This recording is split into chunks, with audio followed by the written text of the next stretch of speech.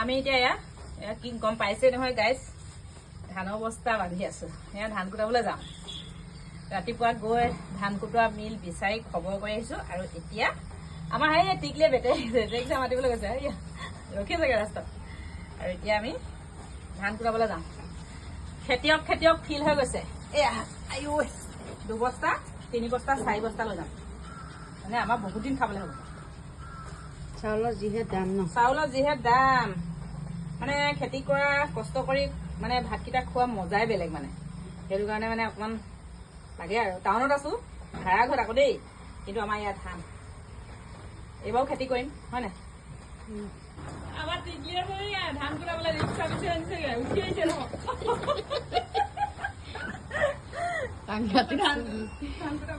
বেগ কৰা মই বেগ কৰি দিছো। ধান কুটাবলৈ ৰিক্সা বিচাৰি আনিছে আমাৰ ছোৱালীজনী।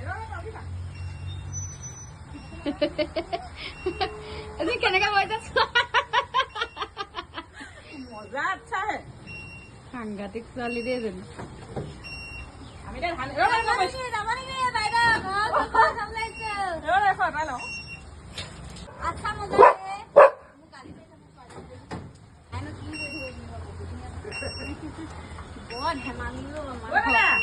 ধান খাব লাগিব ক।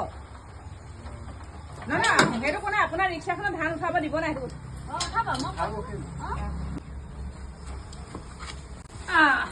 ঐ আকৌ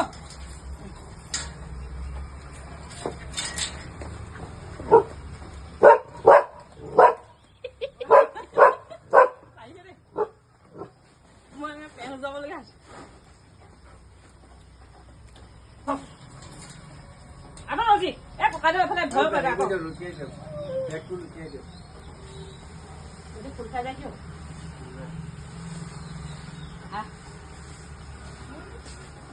পইচাটো লৈ লওঁ।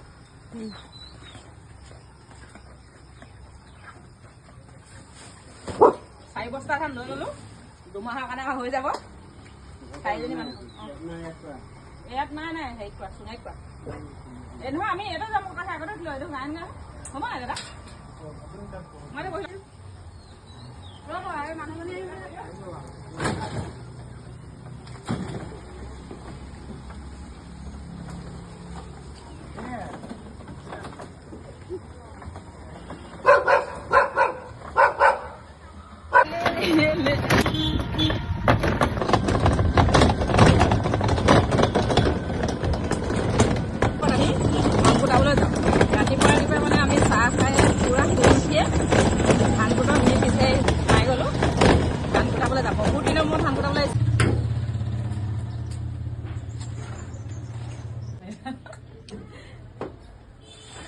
আপোনালোকে তুংগুবোৰ কিনি লয় নেকি? আমি তুংগুৰি নিকিনো, তাৰমানে আমাৰ ধান যদি তুংগুৰি নিনিয়ে তেতিয়া ৰেটটো কম। সেইটো পিঠা খুন্দা ন? পিঠা টাউনৰ মিলটো এয়া। গাঁৱৰ মিল সদায় দেখে, গাঁৱৰ মানুহে সদায় ধান কুটায়। টাউনলৈ আজি প্ৰথমবাৰ আহিছো। আমি ধান কুটোৱা মিল নাই কাৰণে আমাৰ ইমানেই ধান নষ্ট হৈ গ'ল নহয়।